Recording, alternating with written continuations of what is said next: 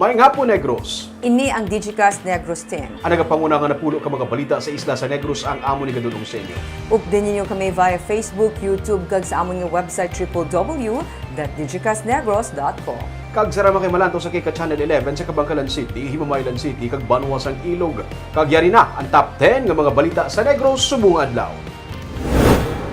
Libre nga rapid testing sa airport ng Puerto, ginsugura na sa Negros Occidental. Mga pamatanon, nag-inaway tungod sa Mobile Legends. Nagtambag, nasipaan, kag napatay. Pulis patay matapos mabungguan sa tricycle ang iyang nga motor. Presyo sa LPG, nagsaka sang 4 pesos kada kilo. Kag sa good vibes mga basurero, ginpasidunggan sa Rotary Club of Metro Bacolod. Inatanan sa Digicast Negros 10.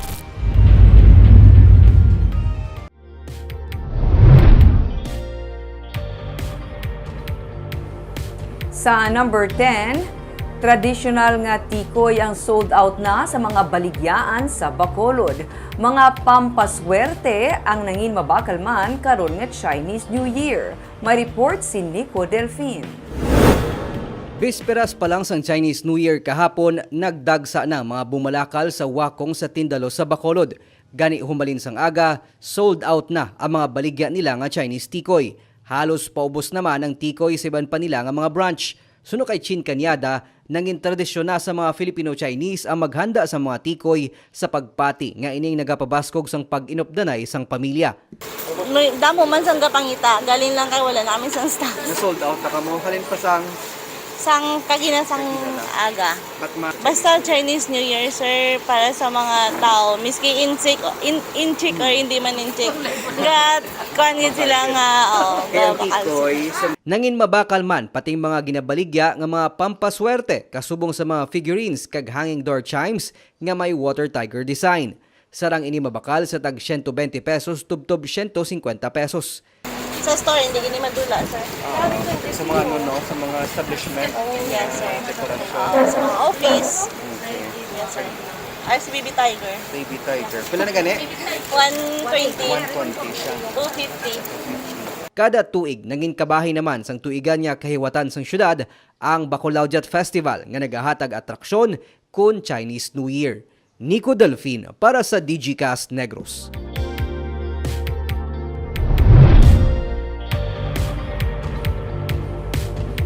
Sa number 9, Negros Occidental PNP may 11 ka mga kaso sa COVID-19. Bisan pa halos tanan bakunado na, liwat na naman naigo sa COVID-19 ang pila ka mga pulis sa probinsya. Sunod sa kay Police Lieutenant Abigail Donasco, PIO sa Negros Occidental Police Provincial Office, mayara na sa karon sang 11 ka mga pulis sa probinsya nga nagpositibo sa COVID-19. Siyam sa ilang asymptomatic, kag duha naman ang may mild symptoms. Naka-isolate man sa karon ang mga pulis. Dugang pa ni Donasco, 11 naman lang sa karon gikan sa masobra 2,000 ka mga personnel sa NOCPO ang wala mabakunahan, kag 99.5% na ang vaccinated.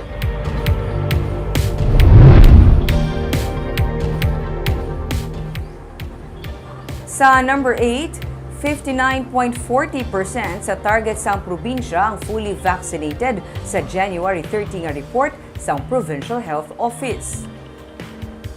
Sa among nga report nagakasayuran nga 1,084,254 sa target nga 1,825,370 ang fully vaccinated sa Negros Occidental. 69.0% naman sa target ang nakabaton sang at least 1 dose sang bakuna. Damlag pa, gin-target sang probinsya nga sa bulan sang Pebrero, malabot na ang herd immunity. Kay Negros Occidental Governor Eugenio Jose Lacson, mas pabakuron pagid sa probinsya mga tikang sini bahin sa kampanya para sa bakuna, para malabot ang among nga target. Ang pag-igo ni Baguio Odette, bisan pang pag-igo man sa COVID-19 sa mga healthcare workers, pila sa mga rason nga nag-apekto sa vaccination program. Sa pihak kabahin, ang bilog nga Western Visayas sa nagapabilin nga critical risk area sa COVID-19 sa idalom sa Alert Level 3 sunod sa Department of Health. Nagsaka sa 224% ang kadamuon sang kaso sa Negros Occidental sa nagligad nga duha ka semana sunod sa DOH. Pero ginsiling man sini nga ang healthcare utilization rate sang Negros Occidental ang yara sa moderate risk. Number 7,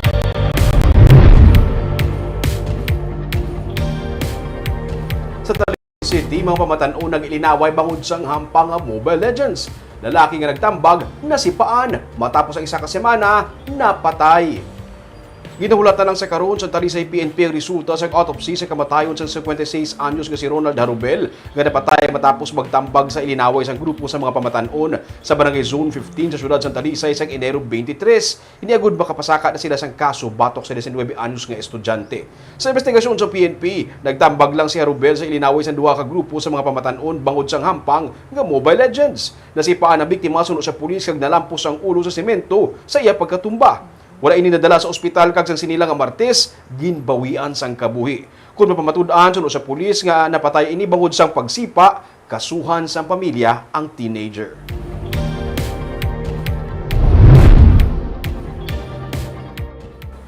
Sa number 6, pulis patay matapos mabungguan sang tricycle ang iya nga motorsiklo. Patay ang 28 anyos nga pulis nga si Patrolman Michael Quanico matapos mabungguan sang tricycle ang iya sini nga motor sang Domingo sa highway sang Barangay 5 sa Banwa sang Isabela. Sa investigasyon sa Isabela PNP, nag-overtake sa iya ginasundan nga tricycle si Quanico kag sang magbalik na sa iya nga lane, nag-head-on collision ini sa tricycle nga ginadala sang isa ka menor de edad. Suno sa pulis, naglapaw sa iya nga lane ang tricycle nga ginadala sang 17 anyos nga lalaki samtang nagaliko sa kurbada nga dalan amukon nga nabungguan sini ang motor sang pulis. Gindala pa sa ospital si Quanico pero wala na ini matabangan. Pilason man sa aksidente ang menor de edad nga karon gin-turn over na sa DSWD.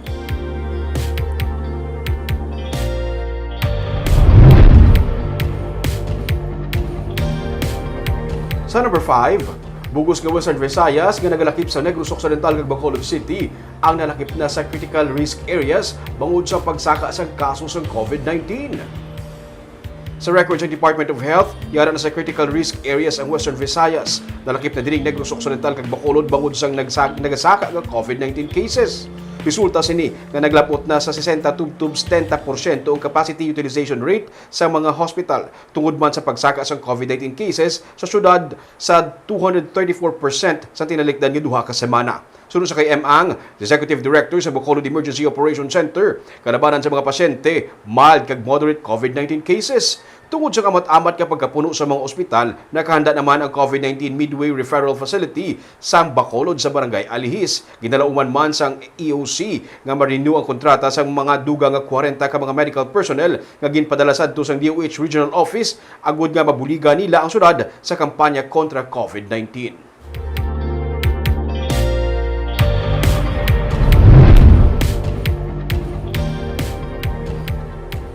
Sa number 4, sumugod kainas ang aga, nagsaka sa 4 pesos ang kada kilo sang liquefied petroleum gas. Kahapon, nag-anunsyo na ang mga dalagko nga oil companies nga magapasaka sila sang 4 pesos sa kada kilo sang LPG. Buot silingon, 44 pesos ang igasaka sa bili sa kada isa ka 11 kilos nga LPG tank. Pati ang ini nga local player nagpasaka man sang presyo. Sa distributor sini ang kahapon Sa distributor sini ang kahapon nga 1,025 pesos nga bili sang 11 kilogram subong nangin 1,039 pesos na. Ginpatuman ang saka sa bili lasay sa kainas sang aga. Ginpatuman naman subong nga adlaw ang 75 sentimos nga saka sa kada litro sang diesel kag gasolina. Sunod sa Department of Energy, isa sa mga rason ang kabudlayan sa pag-transport sa produkto petrolyo bangod sa pagdamo sang kaso sang Omicron variant ng COVID-19 sa pila ka mga pungsod.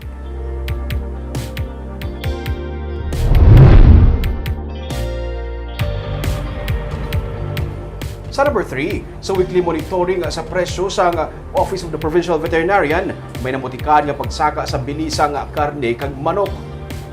Sa January 31 nga monitoring sa Office of the Provincial Veterinarian, may pagsaka sa presyo sa karne sang karabaw, baka kag baboy. May pagsaka man sa presyo sang manok, ini ko ni paanggid sa presyo sang nagligad nga semana. Sa report ni Dr. Rinante Dicena kay Governor Eugenio Jose Lacson, namutikan ang saka sa presyo sang baboy sa District 1, 3, 4 kag 6. 260 pesos ang presyo sa karne sang baboy sa among nga mga lugar nga may pagsaka sang 5 ka pesos sa kada kilo kung ipaanggid sa nagligad nga semana. Ang sulad naman sa Victoria sunod sa kay Dicena, ang may pinakamahal nga presyo sa manok, 230 pesos ang kilo. Kung i-average naman, piso kag 30 sentimos ang ginsaka sa kada kilo sang baboy sa Negros Occidental.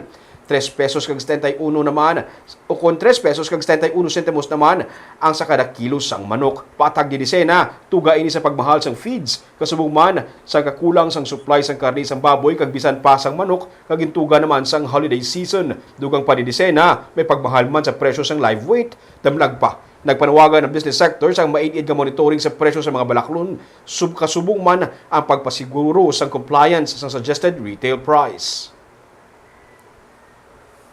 Sa number 2,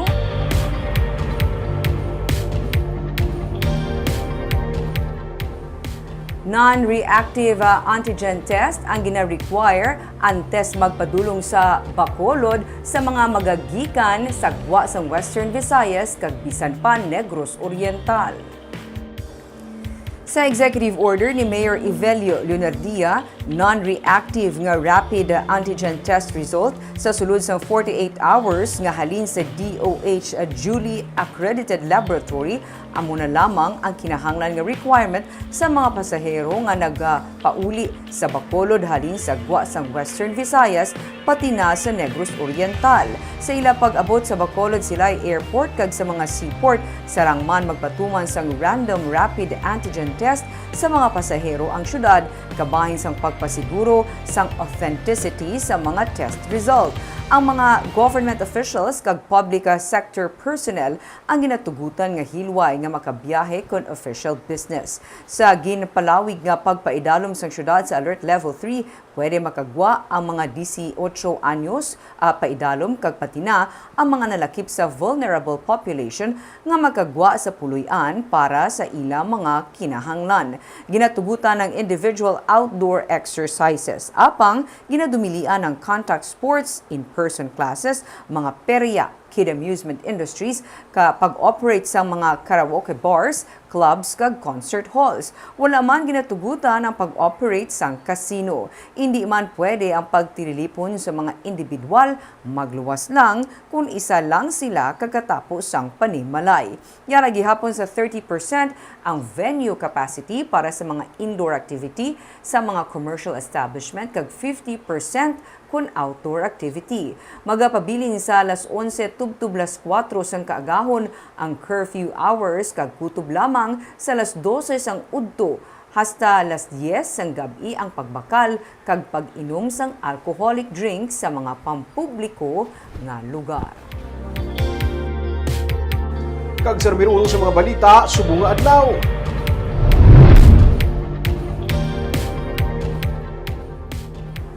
Ginsugura na subong nga adlaw ang pagpatuman sa libre nga rapid antigen test sa mga maluyag mag-avail sini sa mga mag-aabot sa airport kag seaport. Inikabahin sa executive order nga gipapanaog ni Negros Occidental Governor Eugenio Jose Lacson nga magalawig tubtub sa Pebrero 15. Pero ang negative RT-PCR o non-reactive RAT result ang patunon man sa probinsya. Sunod sa kay Seifert Kailian, ang Provincial Incident Management Team Commander, sa unang flight nga nag-abot kaila sa aga, wala pa sa may nag-avail sa libre nga rapid antigen test. Ang ilang mga requirements kasubong sa negative RT-PCR test result ang mga pasahero nga padulong sa probinsya pinakadlaw antes pa man napatuman ang libre nga RAT. Sa gihapon sunod sa kay Kailian, plastado na ang team sa pagpatuman sini. Ang mga reactive sa RAT ang pwede makapaidalom sa facility quarantine o kun home quarantine. Samtang ang mga land-based travelers naman dapat mag-present sang non-reactive nga RAT o kun negative RT-PCR test result. Wala sang free RAT bangod wala man sang swabbing facility sa borders. Nagapabilin nga requirement ang S-Pass sa tanan nga magapasulod sa probinsya. Exempted naman ang mga government officials kag personnel on official business. Kumbaga sa nag-apply pa ni sila sa una, ang una so pagbaylo, na sila yung handaan. Kompleto na sila yung document. So, naka-set up na to sa airport. Ara sa kuwan, sa aton EO, may option ina either if they opt for home quarantine or facility quarantine sila. But kung mag-reactive sila, kung gusto nila mag-home quarantine, then i-communicate namon sa sa ilang LGU that they opt for home quarantine. I-release basta ang LGU nila ang ma-supervise ang ilang home quarantine. And then, kung gusto nila facility quarantine sa province, then idalo na sila sa quarantine facility natin. Sa good vibes, sa pagsaulog sa Chinese New Year, mga basurero ang ginpasidunggan sa isa ka civic group. Ini tungod nga silang padayon sa ilang pagserbisyo bisan pa sa tunga sang pandemic. May report si Romeo Subaldo. Si Jeffrey Fajardo ang isa sa mga negrense nga nawadaan sa palangabuhian sa temporaryo nga ginsiradaan ang isla sa Boracay para sa rehabilitation. Driver siya sang dump truck didto. Gani nagpauli na lang siya sa Bacolod. Naswertihan nga nakakita siya liwat sa trabaho bilang driver man sa gihapon sa truck nga nagakolekta sa basura. Ginako niya nga sa pagsugod sa pandemic, kinkulbaan man sila mang balay-balay samtang naga-lockdown. Mas kululbaan kuno maghakot sa basura sa balay nga may yellow nga line. Formero sa nakita naman nga may mga yellow, ribbon nga yellow na. Nababaan kami. Oo, tapos gambal nga hindi black pagkuhaon now. Siling ko ginapinsar namon sa kung hindi ta na pagkuhaon sa bong sa next nga balik kuhaon ta mangyapon. Tumo na nga ginkuha na lang namon. Nakaluyan, wala man siya kuno malatnan sa balatian. Kakulba man ang nabatyagan sa isa pagid ka driver sa truck nga nagakolekta man sa basura nga si Jose Marie Lopez. Daw hindi siya mag-duty sa nagsugod ang pandemic. Hindi kami mag-ubla ka dito lang. Kasi ubig mo. Ubig ka dito. Ang sa ulo na naman to, kung hindi kami mag-ubla, ang bakulod, ano bakulod? Lulukoy yung bakulod. Gusto ko lang sorry, kami taga mga driver, mga kwan, mag-ubla kita ato niya, kipirmahan mo. Duwa lamang sila sa malapit 200 ka mga basurero kag drivers kay ina nga ginpasidunggan sa Rotary Club of Metro Bacolod. Suno sa presidente sang club nga si Giant Salgado, ila ginakabig nga unsung heroes ang mga basurero gani nagakadapat lang nga pasidunggan. Ga COVID kag ara kamo wala kamo gauntat sa pag-serbisyo sa syudad sang Bacolod. Kung wala kamo maano kita manimaho kita, right? Kada isa, ginpangtagaan sang gift packs kami unod nga vitamins, sanitizer kag may papamahaw pa. Gin-remind man sila na kung maidaho ang tagbalay, magpasalamat. Kung wala, hakuton sa gihapon ang basura. Ang naghahatag sa inyo pala, no, kung malabyan nyo, meaning to say, natandog ng palatsyagon. That's why gahatag sa inyo, tagakwa nyo sa basura. Pero, dapat naman panungtumon, bisan hindi pa sila maghatag, aton gikwaon ang basura. Kay obligasyon ta na. Kay obligasyon ta na. Dako ang pagpasalamat sa mga basurero kay man may grupo nga nakadumdum sa ila. Ako, personally, no? O, pulis na talaga ko, pulis ko na sa IPM. Dako kayo masalamat ka, heart warming kayo. Kako sa ako lang sa bubutol ko nga na kami patsagon mo na gamay sa may mga organization nga nabuli nagkatag sa mga recognition. Ako niya sir ang mambal ko lang dako gyud pagpasalamat ko yan. Nga may tao nga mo na bala blatyagon bala mo na nga gina galae man ko pamatsyag ko do ano man ko blan do na daw do may biko sa kalipay bala nga may tao gali nga ano sa amon. Nagabatsyag mo sa amon obra. Naghingagaw sila na duty matapos ang malipot nga programa kay basi may magreklamo naman nga late ang hakutay sa basura. Ang programa ang itiguluhan nga Basu Hero, honoring our unsung heroes kag naging posible sa bulig man sa pila nila ka mga partners. Pero totoo gid bang Barb sila ni mga magluwas aton nga mga police ug healthcare workers sila ni wala nagpahuway bisan naka-lockdown tatanan. Ara gyapon sa dalan nagapamalay-balay. Kabudlay, gusto ko magpahuway sila, no? Kaya everyday may basura. Magaling ba pag kami lang manimaho, ginamakolon ang term nila. Pero kanami man may, naging kilala ang ilang effort. Ang gabali na, talag sa malaka ni katabo nga may nagakilala sa ila. That's why happy sila sa ginobra ka ginang programa. Kag syempre, min, kita gapasalamat man Yes. sa ilang pagservisyo Ang saludo kita sa ila. Kagapon itong mga balita sa Negros, Subong Adlaw. Kay man sa panahon karon importante nga may ihibalo ka sa nagkatapo sa imo nga palibot. Pero dapat balansa kag eksakto mga impormasyon. Padayon kami nga magapangalagad sa Negrosanon. Ako si Barbara Mijares. Tubtub sa buwas, ako naman si Romeo Subaldo, mayong hapon.